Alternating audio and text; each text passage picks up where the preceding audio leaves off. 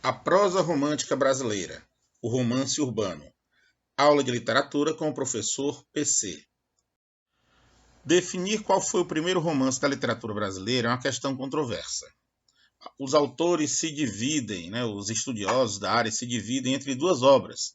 O Filho do Pescador, de Teixeira e Souza, em 1843, e A Moreninha, de Joaquim Manuel de Macedo, que é de 1844. Ambos foram publicados em folhetins, ou seja, um capítulo por dia nos jornais da época. A questão é que a obra de Teixeira e Souza é uma narrativa mais curta e acelerada, de maneira que alguns a consideram uma novela e não um romance. A obra de Joaquim Manuel de Macedo, esta sim pode-se dizer com segurança que é um romance bem mais acabado, bem mais elaborado. Ok? Portanto, qual seja uma das duas, O Filho do Pescador, em 1843, e A Moreninha, em 1844, são duas obras que iniciam a nossa prosa romântica. Prosa romântica que vai ter como marco final, ou seja, como época de seu, digamos assim, de sua decadência, o início da escola realista e da escola naturalista, quando Machado de Assis publica Memórias Póstumas de Brás Cubas e a Luísa Azevedo publica O Mulato, ambas em 1881. Evidentemente, essa data é puramente didática, é um marco que se estabelece apenas por questões didáticas. É claro que o romantismo continuou sendo ainda cultivado depois do ano de 1881, embora já estivesse em decadência. Vamos falar agora sobre as características da prosa romântica. A primeira delas é o sentimentalismo, característica básica do movimento romântico. Em uma narrativa romântica, em um romance romântico, o conflito gira em torno da realização amorosa. Ou seja, o par amoroso, o mocinho e a mocinha da narrativa, os protagonistas, vão lutar ao longo da trama para superar, para remover os obstáculos que os impedem de ficarem juntos. Essa remoção desse obstáculo, a superação desse obstáculo, pode acontecer ou não.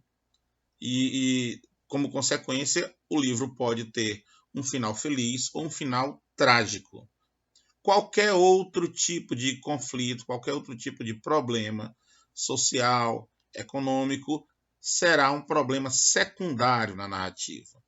Certo? Não é que o romantismo não trate de questões outras, como a questão social, por exemplo, mas elas não têm a relevância que a questão amorosa terá dentro da narrativa. Os protagonistas sempre serão jovens, são personagens jovens. Sempre serão personagens idealizados, né? Exemplos de virtude, de beleza. Nessa colocação dos personagens como jovens, o homem sempre será um pouco mais velho que a mulher. É uma marca da estrutura social patriarcal da época, né? Em que a mulher era sempre submissa, era a mulher quem deveria obedecer, quem deveria seguir as diretrizes ditadas pelo homem. Né? O homem era quem comandava a sociedade politicamente e economicamente. Né? Era o pátrio poder, né? O poder do pai, a sociedade patriarcal. Por isso que sempre vai haver uma diferença de idade em que o homem é um pouco mais velho que a mulher.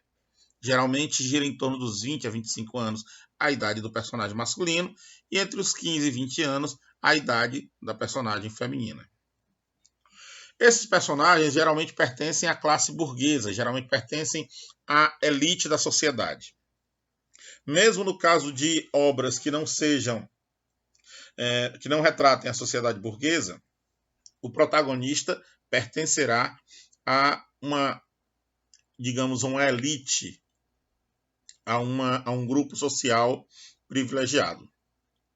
É o caso, por exemplo, do Peri na obra O Guarani, que é um índio, porém ele é um líder dentro de sua tribo.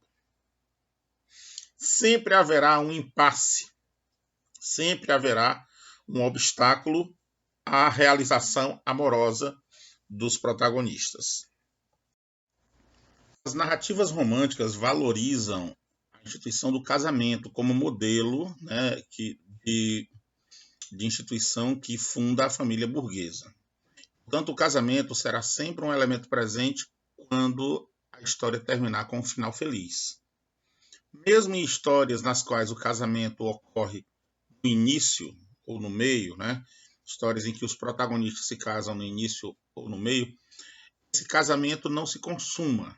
Casamento, digamos que ocorre algo que impede a consumação do casal. O que acontece, por exemplo, no livro A Viuvinha, no qual, embora o casal se case no meio da narrativa, eles só vão consumar esse casamento no final.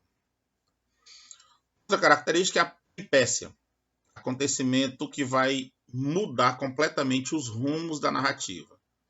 A peripécia, ela surge para dar uma alteração brusca no desenrolar do enredo. Traz alterações fortes no enredo, mudando sensivelmente a situação em que se encontram os personagens.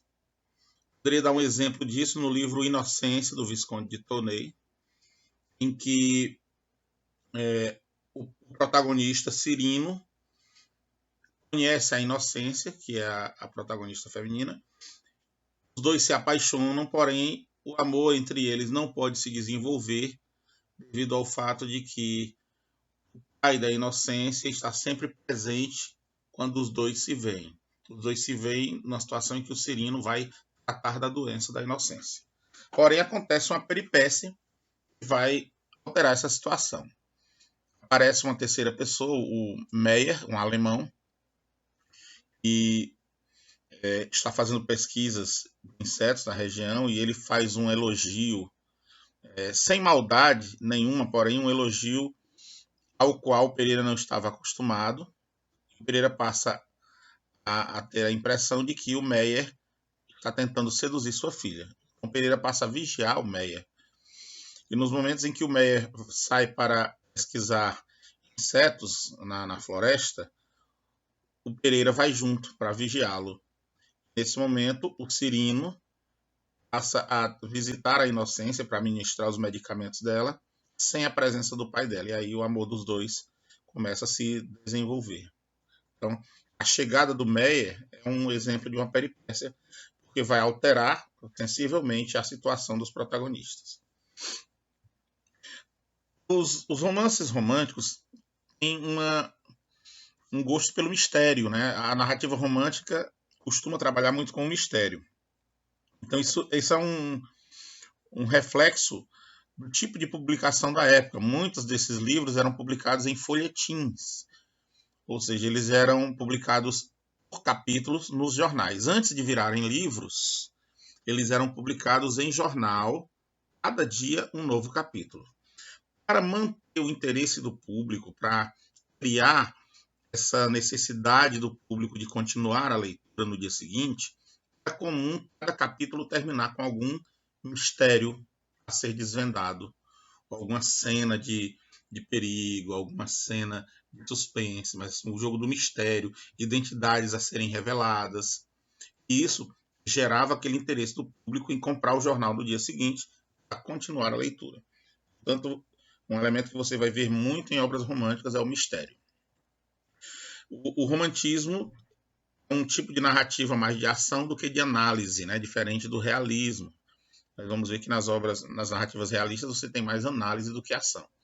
Então, muitas cenas de ação, guerra, perigo, aventura, vão estar presentes nas obras românticas. Você poderia ter como exemplo as obras indianistas do José de Alencar, como Iracema, o Guarani, né, em que há cenas de batalhas, de guerras, em que o protagonista, o grande herói, enfrenta vários inimigos, né, bravamente, com habilidade guerreira. É uma característica não só do romantismo brasileiro, evidentemente, mas você também vê muito disso no romantismo europeu. Você vê isso nos romances de cavalaria, né? Ivanhoé, do escritor inglês Walter Scott, o Eurico o Presbítero, do escritor português Alexandre Herculano, também são obras em que essas cenas de luta, de ação, aparecem com frequência. Proximidade entre elementos grotescos e sublimes. Para realçar o sublime, para realçar o elemento de beleza e de pureza, é comum também em obras românticas esse elemento belo seja colocado próximo ou até fundido a algo grotesco. O grotesco vai realçar a pureza ou o elemento sublime. Um melhor exemplo disso está na figura do Quasímodo, personagem do romance Notre-Dame de Paris, de Victor Hugo, né, conhecido como Corcunda de Notre-Dame. O Corcunda, o Quasímodo, é o exemplo dessa fusão do grotesco e do sublime, porque fisicamente ele é um ser deformado, feio, grotesco, mas ele tem uma personalidade extremamente pura, bondosa, incapaz de fazer o mal contra ninguém. E as obras românticas têm uma linguagem muito carregada de adjetivos, de hipérboles, de comparações, que tem como principal objetivo idealizar os personagens e suas ações. Então, nas descrições de personagens, né, o autor romântico costuma utilizar muitos adjetivos, por isso que se tornam descrições muito longas, muitas vezes até cansativas para determinados leitores, certo? Mas essas descrições têm essa função de idealizar os personagens ao caracterizá-los, idealizar as suas ações, né? Cenas de ação, de luta, por exemplo, também é muito comum o uso das hipérboles na linguagem do narrador. O romance urbano é aquele em que o cenário da narrativa é uma grande cidade e os personagens são os membros da burguesia.